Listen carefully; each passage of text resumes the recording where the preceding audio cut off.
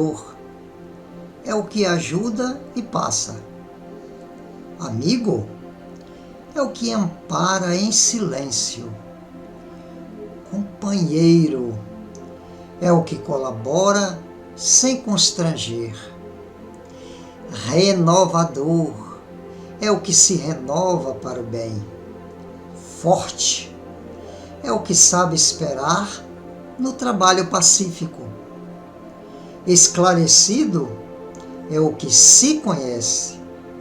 Corajoso é o que nada teme de si mesmo. Defensor é o que coopera sem perturbar. Eficiente é o que age em benefício de todos. Vencedor é o que vence a si mesmo.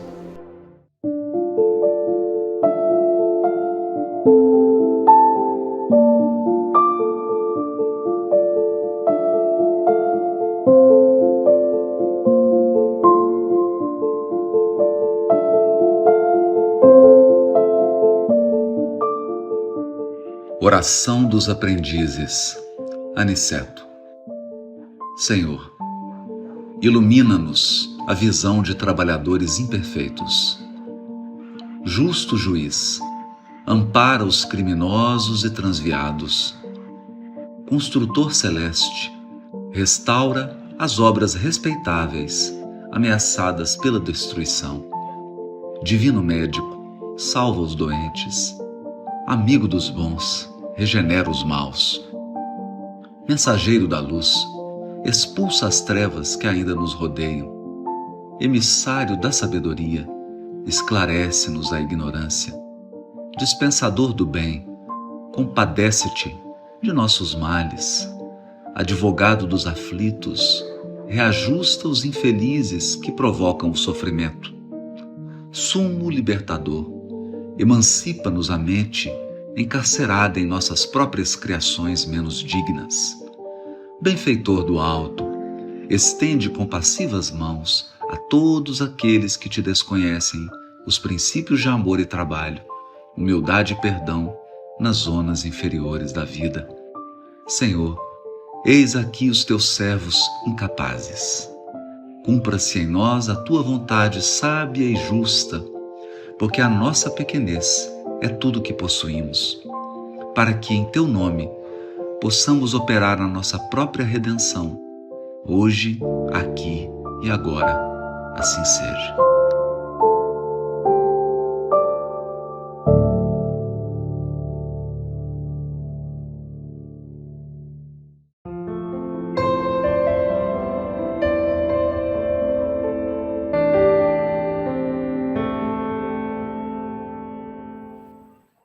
Caros companheiros desta grande ascese que é a busca do sagrado, que tenhamos, nestes momentos de vivências do programa, inspirações enriquecedoras que nos alimentem a alma, nos provoquem emoções elevadas e nos faça conectar com Deus cada vez mais intensamente.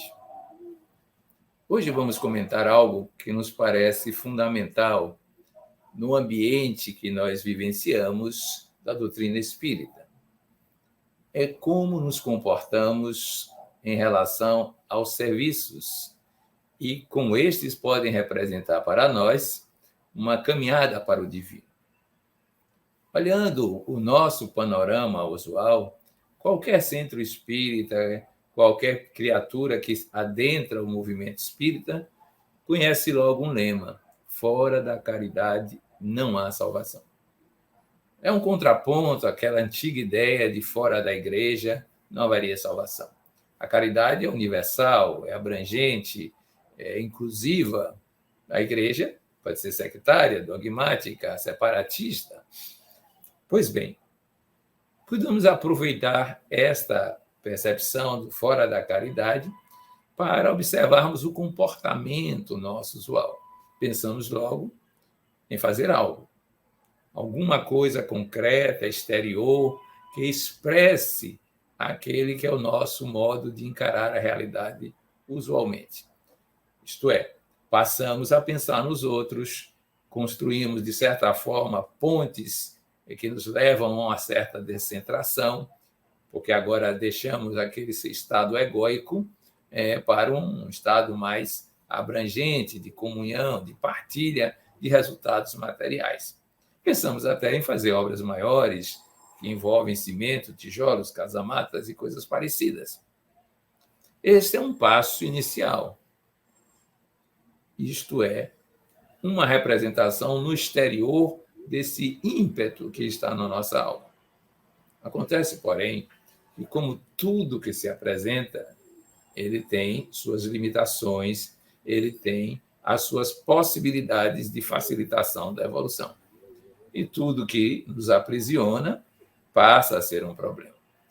Muitas vezes, então, precisamos refletir introspectivamente se aquela obra, aquela ação, aquele trabalho está nos aproximando de Deus. Podemos recordar que o reino dos céus está no nosso interior. Não é uma espécie de construção, é uma conquista. Precisamos lembrar que a verdadeira propriedade não está nas coisas que fazemos, está em como nos construímos através das coisas que fazemos. É claro que elas têm a sua importância, mas elas são exteriores ao mundo íntimo, ao mundo da subjetividade.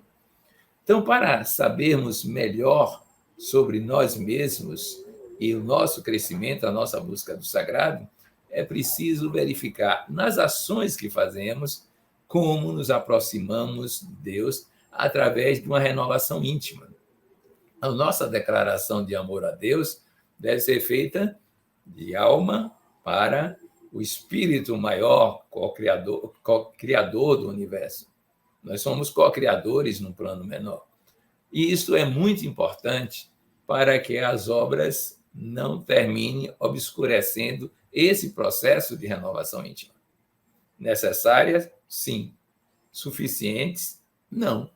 Podemos repetir esses processos anos a fio, fazendo as mesmas coisas, sem que haja uma educação mais profunda, uma introspecção que nos leve a perceber estados elevados da consciência na própria ação. Quando nós estivermos imbuídos do divino, centrados no sagrado, experienciando isto com clareza, naturalidade, com uma espécie de vivência significativa, então o que vai acontecer é simplesmente que nós, em qualquer tarefa, colocaremos esse estado espiritual em ação. É por isso que é importante, além do agir no mundo, que tem múltiplas necessidades, infinitas pobrezas até certo ponto, desde o mundo material ao mundo espiritual, então nós podemos verificar se estamos aproveitando o ensejo para reverberar o divino que nós captamos na vida cotidiana. Então, aproveite esta oportunidade para pensar que no serviço divino é preciso essa devoção ao transcendente aplicado no mundo das realidades imanentes. Pense nisso, reflita e contribua com o seu próprio progresso, lembrando que é preciso colocar a fé nas obras. Mas pura fé não é suficiente. Somente obras não é adequado, é prisão do exterior. Reflita e prossiga no seu trabalho de autoconstrução para a vida divina. Conta-se que Jesus, depois de infrutíferos entendimentos com doutores da lei em Jerusalém, acerca dos serviços da Boa Nova, foi procurado por um candidato ao novo reino que se caracterizava pela profunda capacidade intelectual. Recebeu o mestre cordialmente e, em seguida, as interpelações do futuro aprendiz, passou a explicar os objetivos do empreendimento. O Evangelho seria a luz das nações e consolidar-se-ia à custa da renúncia e do devotamento dos discípulos. Ensinaria aos homens a retribuição do mal com o bem, o perdão infinito com a infinita esperança. A paternidade celeste resplandeceria para todos judeus e gentios, converter-se-iam em irmãos, filhos do mesmo Pai.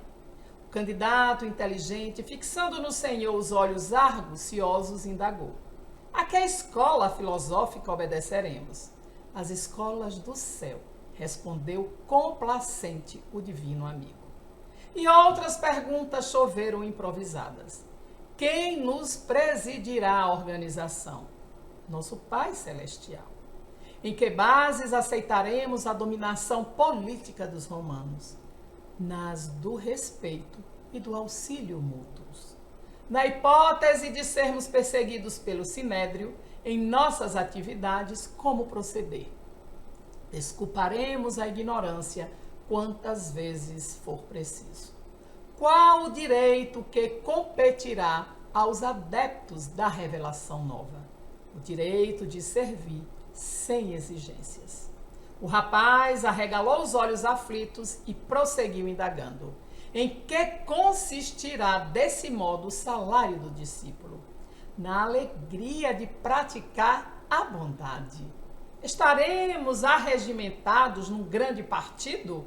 Seremos, em todos os lugares, uma assembleia de trabalhadores atentos à vontade divina. O programa permanecerá nos ensinamentos novos de amor, trabalho, esperança, concórdia e perdão. Onde a voz imediata de comando? Na consciência. E os cofres mantenedores do movimento situar-se-ão em nossa capacidade de produzir o bem. Com quem contaremos de imediato? Acima de tudo, com o Pai, e na estrada comum, com as nossas próprias forças. Quem reterá a melhor posição no ministério? Aquele que mais servir. O candidato, com sua cabeça francamente desorientada, e continuou, finda a pausa. Que objetivo fundamental será o nosso? Respondeu Jesus sem se irritar. O mundo regenerado, enobrecido e feliz. Quanto tempo gastaremos? O tempo necessário. De quantos companheiros seguros dispomos para esse início da obra? Dos que puderem compreender-nos e quiserem ajudar-nos. Mas não teremos recursos de constranger os seguidores à colaboração ativa? No reino divino não há violência.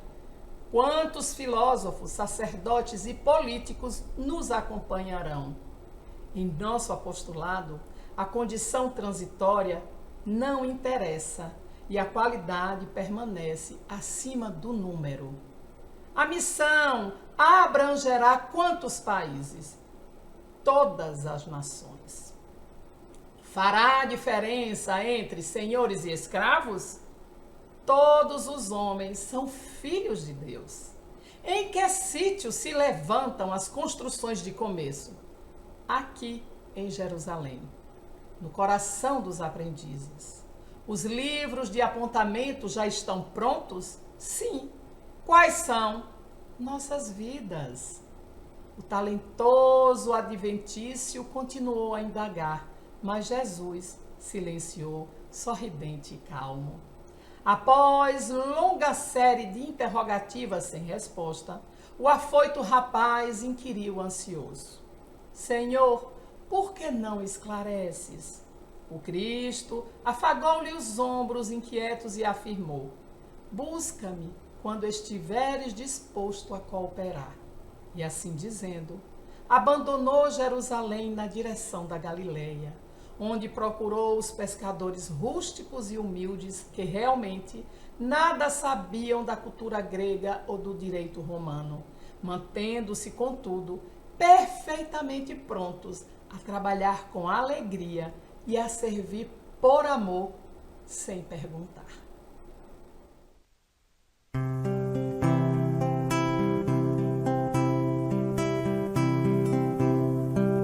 Todo trabalho é bem-vindo pras mãos que não se cansam de recomeçar.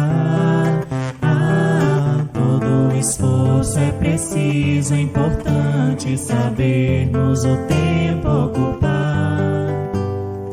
A vida não é brincadeira, quem sabe essa chance demora a voltar. Ah, se tem que ser feito é agora, é pra já, sem demora, esse é o tempo e o lugar. Preciso se faz viver o bem e a paz e espalhar amor na canção. Ergamos a voz, tudo depende de nós, da nossa força e disposição. É só abrir o coração. É só abrir o coração. Todo trabalho é bem-vindo pras mãos que não se cansam de recomeçar. Ah, todo esforço é preciso, é importante sabermos o tempo ocupar. A vida não é brincadeira, quem sabe esta chance demora a voltar. Ah, se tem que ser feito é agora, é pra já, sem demora, esse é o tempo e o lugar. Preciso se faz viver o bem e a paz e espalhar o amor na canção.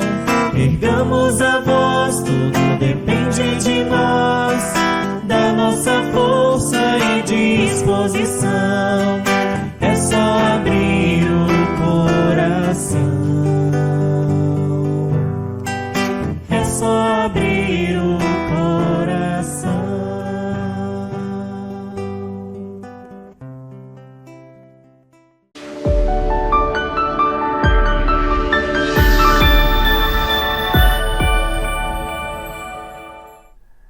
Na questão 674 de O Livro dos Espíritos, Allan Kardec, fazendo uma pergunta aos espíritos a respeito do trabalho, ele ouve a seguinte afirmação: o trabalho é uma lei da natureza. E como lei da natureza, ela precisa ser observada, precisa ser analisada, precisa ser considerada em todos os aspectos da nossa existência, afinal de contas, somos entes naturais. O homem tem a função precípua de aplicar a sua inteligência para aformosear a matéria e o faz através do trabalho. É através do trabalho que o mundo material, este mundo em que vivemos, ele se transforma em um mundo mais habitável, em condições melhores, melhora a saúde das pessoas, melhora a condição de alimentação, melhora as condições de habitação, aformoseia os campos e os lugares aonde vivemos para tornar, de certa forma, mais tranquilos do ponto de vista das proteções com relação às questões naturais, faz com que os rios sejam domesticados para que estejam a serviço das comunidades. Então, o trabalho, de certa forma, tem uma função evolutiva na medida em que permite que os seres aqui na Terra consigam viver em um mundo melhor. Mas também esse trabalho está correlacionado com a questão da manutenção das necessidades diuturnas, como comer, como abrigar-se, como usufruir dessas transformações que o homem aplica sobre a natureza material. Neste particular, o trabalho se torna um elemento indispensável da dignidade do ser, sendo importantíssimo que cada um assuma a parte que lhe cabe na sociedade, contribuindo com o seu quinhão naquilo que é necessário para a formulação deste ambiente melhor, dando a sua contribuição para um mundo mais produtivo. E é justamente esse trabalho que é tema de muitas discussões, porque este trabalho simplesmente, eminentemente voltado ao lucro, a lógica do dou-te para que tu me des, esta lógica do serviço vendido a qualquer preço, pode fazer com que, ao invés de ser um elemento de desenvolvimento, torne-se um elemento de expropriação, de abuso e até mesmo de grandes diferenças sociais, como as que vemos por aí.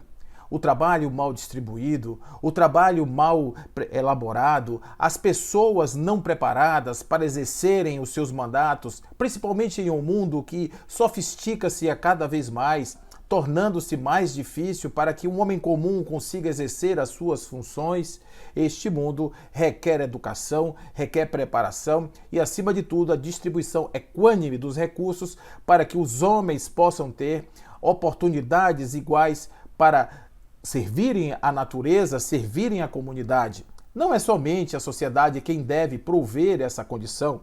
O homem deve, intuído da necessidade do trabalho, da sua missão, da sua necessidade, deve usar esta alavanca do progresso como também mecanismo do seu próprio aprimoramento. Afinal de contas, é nessa relação social, é nessa relação com o outro, é no desenvolvimento da capacidade econômica, é na sua capacidade de produzir e distribuir riquezas que ele vai também desenvolvendo um lado moral. Não é uma lei simplesmente material, o trabalho é, sobretudo, uma lei ética, uma lei moral, uma lei de desenvolvimento que permite aos indivíduos fazerem do seu labor uma estrada para o aprendizado e para a evolução. Sendo assim, é importante que nós tenhamos a necessidade de transformar a ideia do tripalium, a ideia do castigo, a ideia do sofrimento, a ideia da busca simplesmente pelo lucro para um trabalho que seja transformado a sua função de um trabalho econômico para um trabalho função social, ou melhor dizendo, uma função biológica construtora, como vai nos dizer Pietro Baldi em A Grande Síntese. Esse trabalho que não é somente das coisas materiais, mas é do psiquismo, dos automatismos, de todas as formulações possíveis, porque quando aprendemos a sermos mais tolerantes, quando aprendemos a lidar com as nossas más inclinações, quando fazemos o nosso périplo evolutivo, estamos trabalhando. Estamos trabalhando todos os dias no aformoseamento das nossas ideias, na aquisição de novos valores, no aprimoramento da nossa condição espiritual, e isso também é trabalho. Então, todas essas formas de trabalho, elas estão sendo colocadas porque elas vão ser utilizadas a serviço da comunidade, a serviço da sociedade, que vai se tornar cada vez mais próxima daquilo que nós poderíamos dizer de uma lei divina. E seguindo uma lei divina, vai dizer Pietro Baldi, Deus vai se aproximar de cada um de nós em nossa concepção e sentiremos cada vez mais presente, cada vez mais cósmico, cada vez mais surpreendente. Nós, fundidos a esta ordem grandiosa, seremos muito mais felizes do que somos hoje. Este será o prêmio, o grande prêmio do nosso esforço.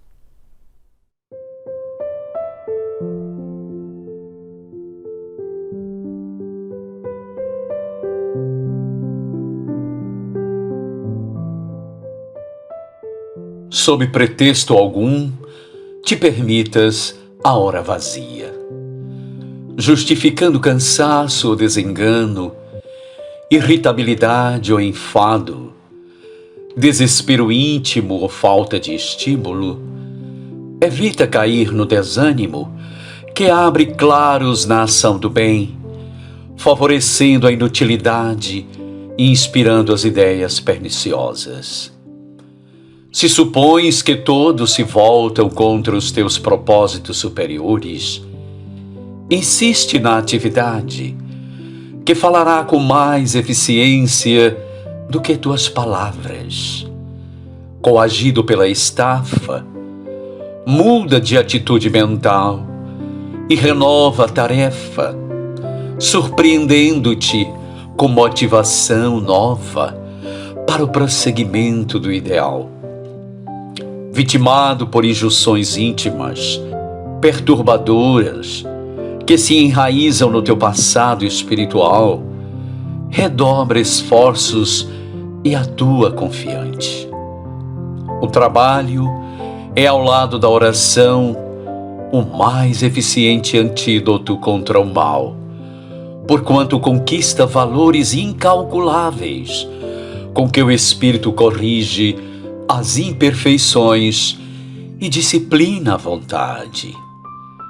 O momento perigoso para o cristão decidido é o do ócio, não o do sofrimento, nem o da luta áspera.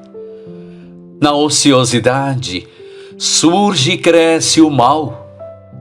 Na dor e na tarefa fulguram a luz da oração e a chama da fé. Maledicências e intrigas, vaidades e presunções, calúnias e boatos, despeito e descrédito, inquietação e medo, pensamentos deprimentes e tentações, nascem e se alimentam durante a hora vazia.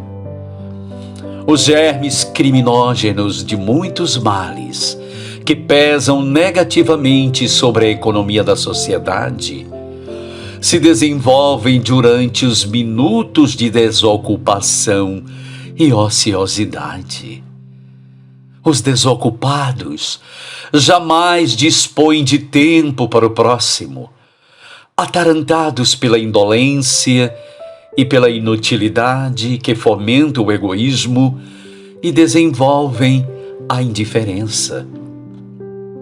O trabalho se alicerça nas leis de amor que regem o universo. Trabalha o verme no solo, o homem na terra e o Pai nas galáxias.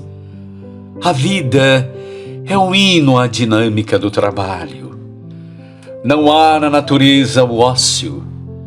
O aparente repouso das coisas traduz a pobreza dos sentidos humanos. A vida se agita em toda parte. O movimento é lei universal em tudo presente. Não te detenhas a falar sobre o mal. Atua no bem. Não te excuses a glória de trabalhar pelo progresso de todos, do que resultará a tua própria evolução. Cada momento sabiamente aproveitado adiciona produtividade na tua sementeira de esperança. O trabalho de boa procedência em qualquer direção produz felicidade e paz. Dele jamais te arrependerás. Não esperes recompensa pela sua execução. Produze pela alegria de ser útil e ativo, içando o coração a Jesus, que sem desfalecimento trabalha por todos nós, como Pai Celeste que até hoje também trabalha. Em um texto precedente, vimos que o trabalho se alicerça nas leis de amor que regem o universo. Em assim sendo, podemos compreender que o trabalho tem, sim, em se baseando nas leis de amor, fundamentos evolutivos, valor espiritual. O valor espiritual do trabalho não está no salário. O valor espiritual do trabalho não está na aquisição de títulos de nobreza ou quaisquer outros ganhos materiais que possam aparecer. O trabalho espiritual, o trabalho de valor espiritual, ele é invisível. Ele não é realizado sob os holofotes, sob a divulgação expressa nas mídias normais. O trabalho de valor espiritual, ele é de foro íntimo. Ele está residindo no coração. Ele não tem interesses, ele não mede consequências nem esforços para ir em direção aos seus objetivos. O trabalho que se erige no campo do espírito, ele se volta para uma visão de um mundo melhor, de um mundo pleno, de pessoas mais bem realizadas, de um mundo de divisão, um mundo de equidades.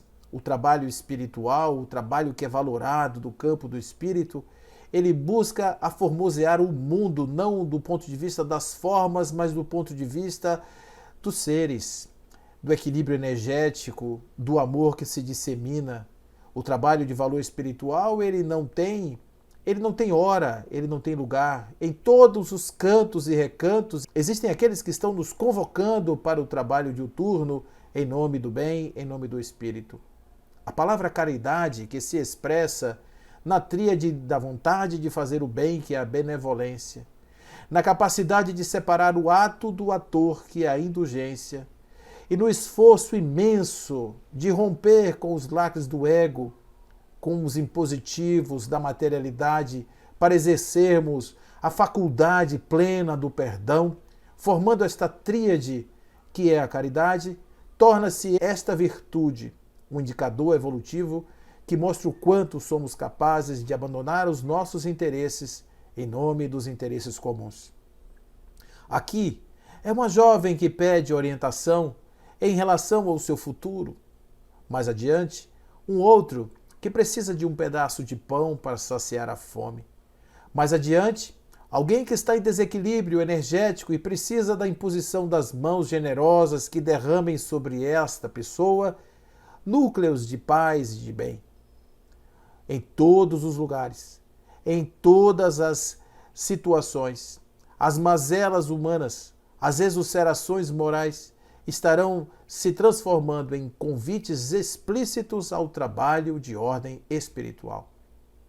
Não precisamos de nada, absolutamente de nenhum recurso material para prestar esse serviço, exceto a vontade sincera de realizar o bem.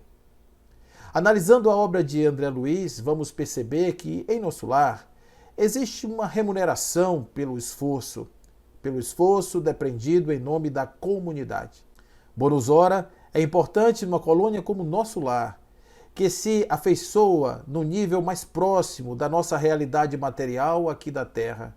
Portanto, é importante que aqueles espíritos não se distanciem tanto da realidade material, até porque em breve retornarão para mais um capítulo na sua vilegiatura evolutiva. Nós que estamos observando, a nós outros precisamos prestar atenção o quanto somos capazes de realizar um trabalho sem salário, um trabalho sem férias, um trabalho sem reconhecimento. O quanto somos capazes já de realizar alguma coisa que não nos enobreça e que não precise ser espalhado por aí como o benfeitor, como o melhorzinho, como aquele que já consegue ser algo mais do que o populacho, do que o regular. Não. Precisamos nos acostumar que somos serventuários de Deus. Trabalhamos aqui na Terra para cumprir a parte que nos cabe na obra da criação. E todos os momentos estamos trabalhando. Quando melhoramos o nosso campo íntimo, estamos trabalhando na obra da criação. Quando melhoramos a condição do outro, estamos ajudando a obra da criação a se fortalecer em outro núcleo existencial que é o nosso irmão, o mais próximo, aquele a quem dirijo as minhas atenções e o meu interesse. O que me interessa é vê-lo soerguido, o que me interessa é vê-lo caminhar para a luz. É dessa maneira que o grande trabalho do Espírito vai de pouco em pouco, amealhando os prosélitos, amealhando aqueles que estão dispostos a arregaçar as mangas e dedicar parte do seu tempo, tão exigido pelas questões carnais, para o exercício deste desempenho em nome do Espírito. Ao fim e ao cabo, as nossas atividades materiais parece que vão começar a se coadunar com os objetivos do Espírito e, quando menos imaginarmos, toda a nossa vida será dedicada ao bem, à harmonia e à paz. O que o Pai espera de cada um dos seus filhos é que nós venhamos a adquirir com os talentos que recebemos na encarnação a coragem de servir, de pô-los à prova, de pô-los a serviço, para quando chegar o nosso momento derradeiro de sair da terra, não precisemos de moedas, não precisemos de salário. É para nós apenas a grande satisfação de termos caminhado um pouco mais na direção de Deus.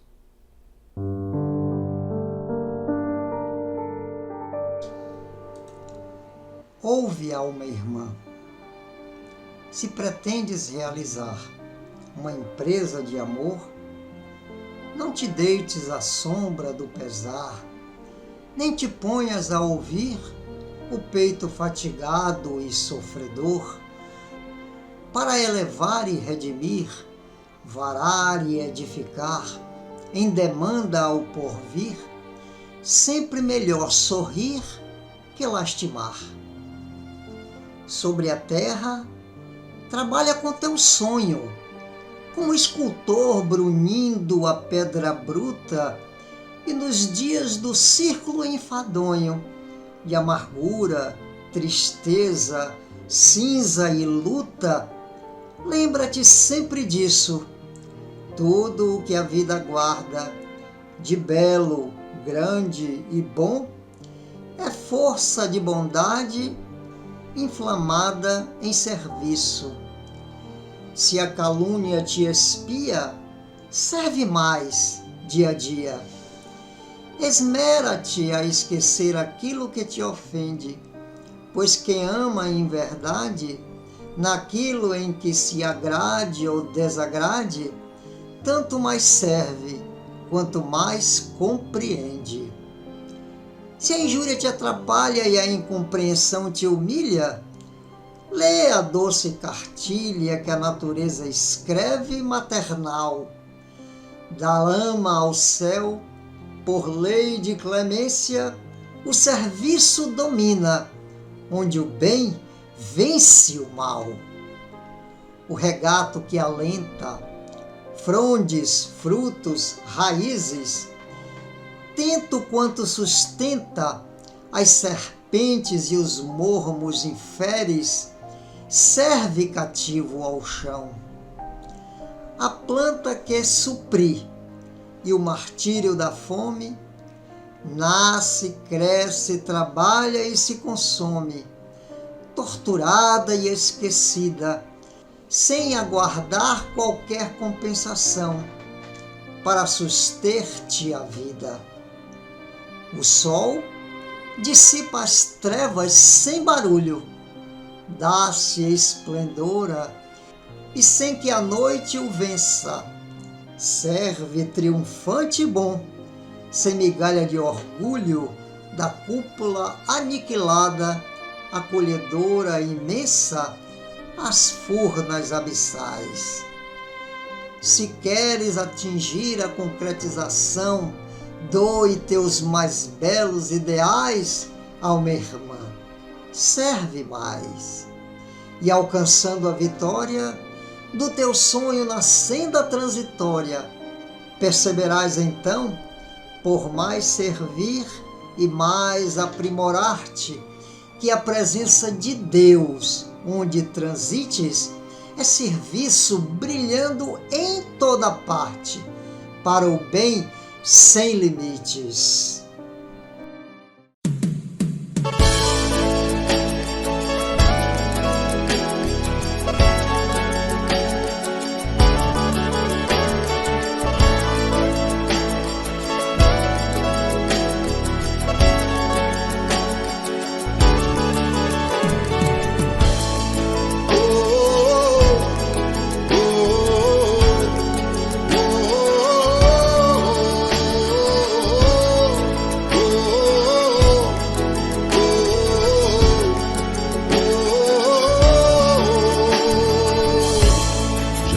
Uma multidão e temos tanto a fazer, não cabe mais indecisão, não há mais tempo a perder.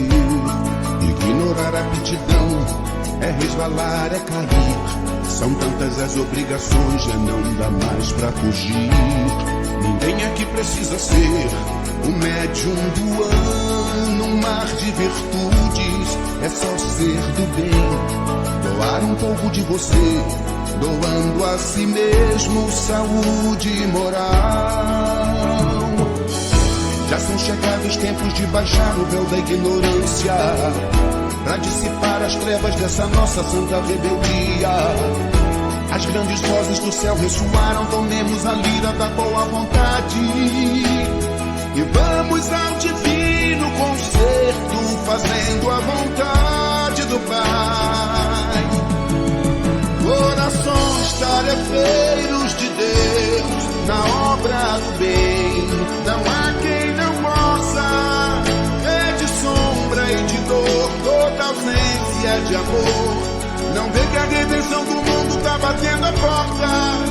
Corações tarefeiros de Deus, são tantos sinais, você é a resposta.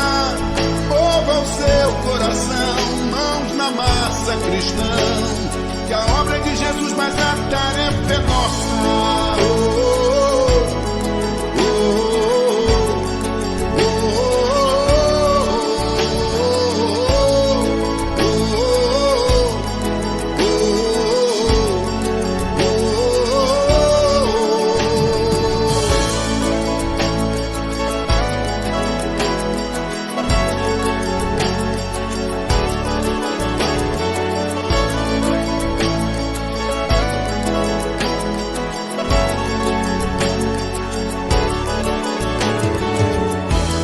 chegados os tempos de baixar o véu da ignorância, para dissipar as trevas dessa nossa santa rebeldia. As grandes vozes do céu ressoaram, tomemos a lira da boa vontade e vamos ao divino concerto, fazendo a vontade do Pai. Corações tarefeiros de Deus, na obra do bem, não há quem não possa. É de sombra e de dor, toda ausência de amor. Não vê que a redenção do mundo tá batendo a porta. Corações tarefeiros de Deus, são tantos sinais, você é a resposta. Mova o seu coração, mãos na massa, cristão, que a obra é de Jesus, mas a tarefa é nossa. Corações tarefeiros de Deus, na obra do bem, não há quem não possa. É de sombra e de dor, toda ausência de amor. Não vê que a redenção do mundo tá batendo a porta. Corações tarefeiros de Deus, são tantos sinais, você é a resposta. Mova o seu coração, mãos na massa, cristão, que a obra é de Jesus, mas a tarefa é nossa.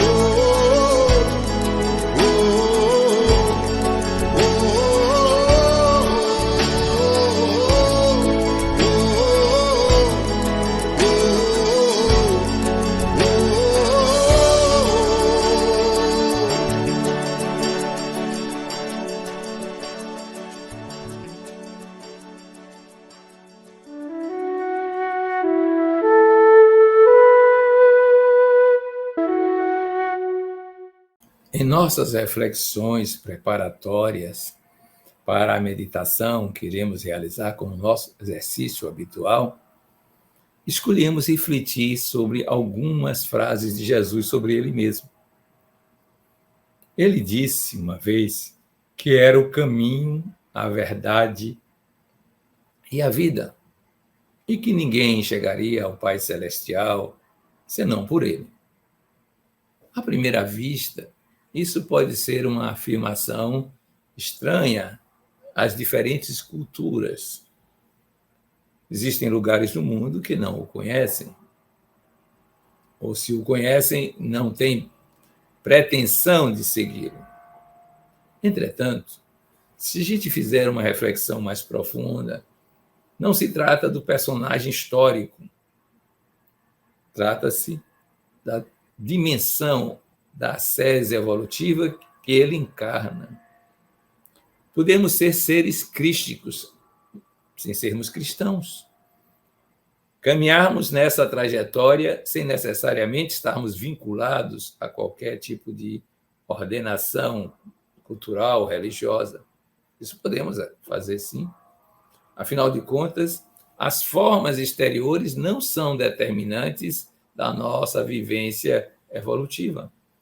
Elas são meios, circunstâncias, portanto, históricas, impermanentes, e que vão desaparecer nos milhares de anos que o espírito imortal estará na sua trajetória de parengênese.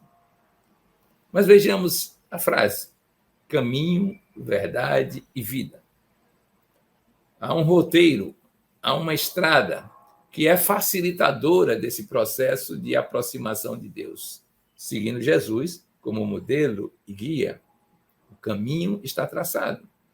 O caminho está no seu ensino, está na sua prática vivencial, está na sua expressão enquanto ser que está no mundo e se apresenta com atitudes e comportamentos que são significativos na grande ascese evolutiva. Ele é o caminho. Mas chamo a atenção que ele não é o caminhante em nosso lugar. Não é o andarilho desse caminho substituindo-nos, como se não tivéssemos nenhuma tarefa a realizar. Isso é fundamental compreender. A tarefa vai ser nossa, sempre será nossa, como sujeitos da aprendizagem e sujeitos da atuação no mundo. Mais ainda, ele se diz a verdade. ou o caminho da verdade. Algumas traduções pensam assim. Ora, nós precisamos prestar atenção a essa palavra verdade. Estamos no mundo do relativo e as verdades são percepções parciais. As verdades científicas mudam, as filosóficas se alteram, as religiosas também se cambiam ao longo do tempo. As artísticas, idem. Os mundos culturais nossos não captam aquilo que é o transcendente, aquilo que é o absoluto, o reino do divino. Então, precisamos estar atentos que, mesmo ao conhecer a verdade de Jesus, ela não será plena pelo fato de que o conhecedor, que somos nós, não está ainda pleno. Mas são verdades que nos fazem encadear processos de transformação que nos permitem melhorar a nossa gnose, a nossa percepção da verdade. Então, é nesse sentido que vemos que não podemos dogmatizar a nossa verdade, mas estar atento para a sua progressão, para o seu dinamismo evolutivo e dele se aproximar cada vez mais. Claro que, na nossa concepção, ele é o protótipo da perfeição para o mundo terrestre. Mas para alcançarmos isso, precisamos desvelar essa verdade seguindo aquilo que nos chega e apreendendo da melhor forma possível. Isso é algo fundamental. Mas ele é também a vida exuberante, a vida abundante, vida que nós dizemos hoje não tem contraposição. O contrário da vida não é a morte. O contrário da morte é o nascimento. Mas a vida que ele mostra é a vida do eterno, a vida do imortal, a vida de quem não está subjugado às efêmeras circunstâncias do poder de uma época ou um momento da história. É esta vida abundante que este caminho nos leva. Então, isto posto, sabendo que ele é o caminho, a verdade e a vida, nós poderemos agora nos preparar para este momento de encontro com ele, para conhecermos um pouco mais da verdade, segundo a nossa percepção, pelas limitações naturais, e dessa vida exuberante que ele nos acena. Então, vamos começar agora a nos sentir prontos, de certa forma, serenados para uma viagem mental. Viagem no tempo histórico. E vamos nos acostumar a fazê-la periodicamente para facilitar a nossa aprendizagem espiritual. Vamos voltar aos tempos da Galileia, na presença de Jesus, principalmente naquilo que dizem que foi um entardecer, um momento de pôr do sol, de lusco-fusco, como alguns dizem, de alguma sorte, são os últimos raios do sol penetrando naquele ambiente que é o sopé de uma montanha. E nós estamos juntos, naquele magote de criaturas que se sentiram atraídas pelas lições que ele tem exarado no mundo cotidiano, pelas notícias das suas ações curadoras, pela sua maneira peculiar de lidar com todas as criaturas sem discriminação. E vejam vocês como isso é importante para a nossa vivência. Nós vamos então visualizá-lo de alguma sorte. Vestiu-se de poente, cabelos desnastrados, de certa maneira, atuando de tal forma que seu olhar perpassa aquelas criaturas e se preparam para ouvir a grande mensagem. E ele, então, começa a falar: bem-aventurados, bem-aventurados. A pronúncia dessas palavras, o magnetismo que dele emana, são suficientes para tocar aquelas criaturas, aflitas umas, inquietas outras, aspirando a algo novo, alguns grupos. Todas agora se asserenam, nós também nesse ambiente. E ele profere a primeira grande frase: bem-aventurados os pobres de espírito, porque deles é o reino dos céus. O reino dos céus. O que poderá ser este reino? A pausa que ele faz mobiliza as energias psíquicas interiores nossas e nós começamos a pensar: qual o reino dos céus que nós aspiramos? Às vezes, poderão vir em nossa mente ideias sonhadas das delícias terrestres, amplificadas de alguma forma. Em outros, alguma realização de desejos nunca alcançados em matéria de atuação no mundo. Quem sabe, uma comunidade de uma terra paradisíaca, algo que aparece nos filmes, nos nossos sonhos, um lugar de deleite profundo, onde flui aquela alacridade das próprias crianças, que são naturais no seu expandir-se e manifestar-se. Nós percebemos que a pouco e pouco essas ideias desaparecem e somos tomados por algo que é indizível, inovidável, um modo singular, único, os limites das nossas possibilidades, que nos faz compreender sem palavras este reino dos céus no âmago do nosso ser, como natureza intrínseca daquilo que somos, essência.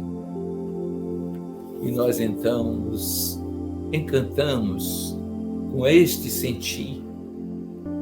Nós praticamente desmanchamos as percepções exteriores para entregar-se a esse momento de viver o reino dos céus na presença de Jesus. Experienciá-lo. Não se trata de puras sensações, nem pensamentos, nem emoções. É algo que vai além de tudo isso.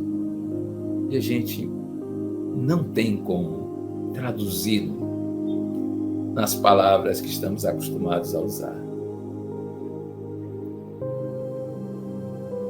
Mas para alcançar esse reino dos céus, manter essa vibração que ele nos traz como revelação do mundo que podemos experienciar, é preciso ser pobre de espírito.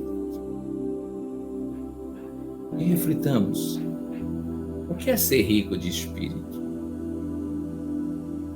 É estar pronto com as informações consideradas perenes e que são transitórias. É ser uma espécie de tradicionalista por preguiça, por inércia, um adorador de fórmulas medianas que resiste a qualquer criatividade, a qualquer novidade. É orgulhar-se do que se faz, da sua sabedoria, do cargo que exerce, da casa onde mora, até mesmo da beleza física que possui, ou dos elogios dos companheiros dos jornais. Ser rico de espírito é ter uma riqueza que aprisiona, que algema, porque é uma riqueza do transitório, do impermanente, do relativo.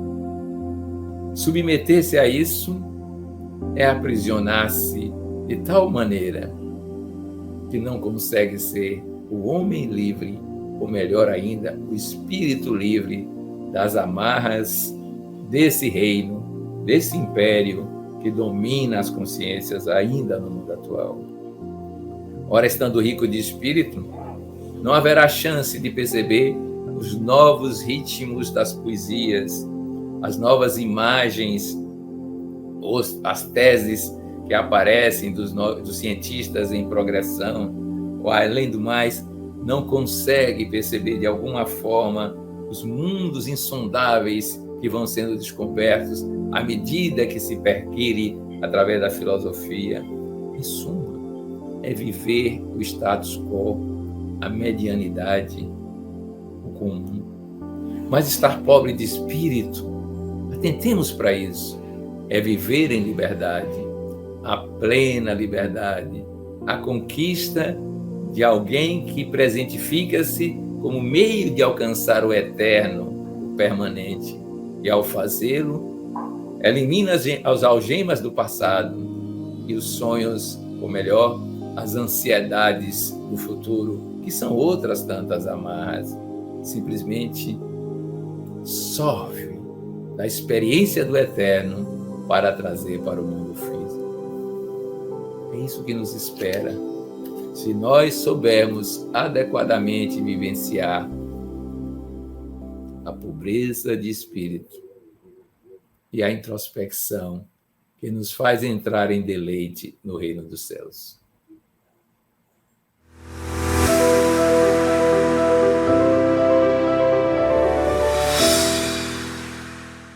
Há uma frase do Evangelho que nos orientará nas recomendações desta semana.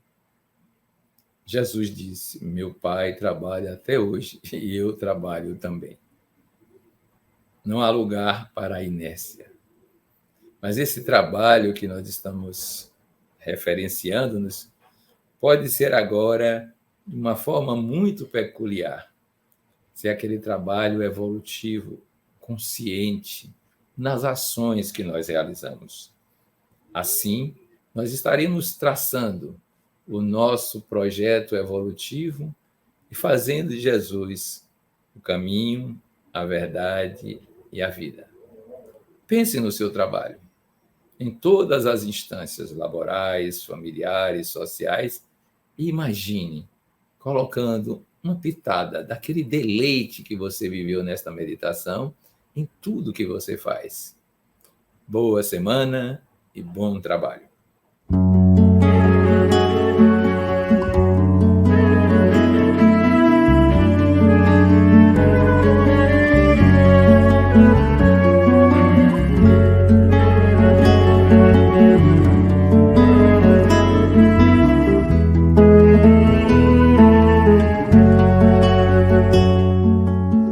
Sentimento me ronda,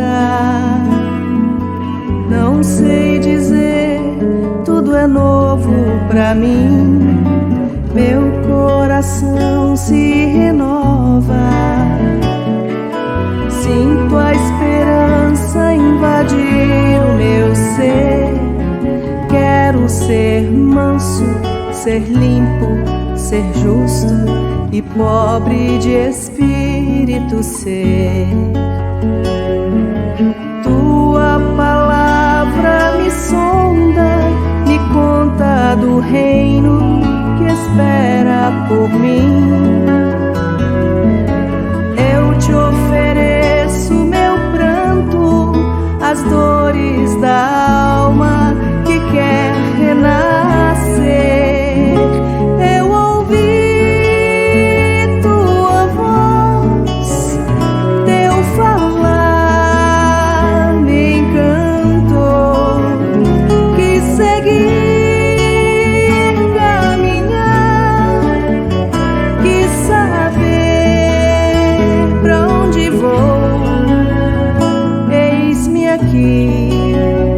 minha dor serenou.